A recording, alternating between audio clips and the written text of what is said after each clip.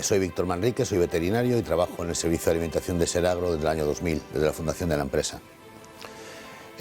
Trabajo en un equipo de 4 personas,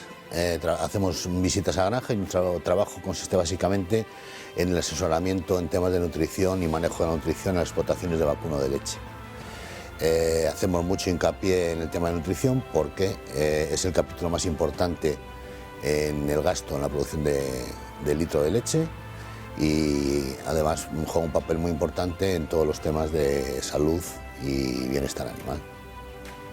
O sea, realmente trabajo en un sector que me gusta mucho, me gusta el trato diario con el ganadero, me gusta ver la progresión, la mejora, tanto en mi trabajo como la progresión que hay en las explotaciones, que realmente con los años que llevo y sobre todo con los clientes que llevamos años trabajando, pues se ve bien. Yo diría que la relación personal con la gente y que no es un trabajo monótono en absoluto.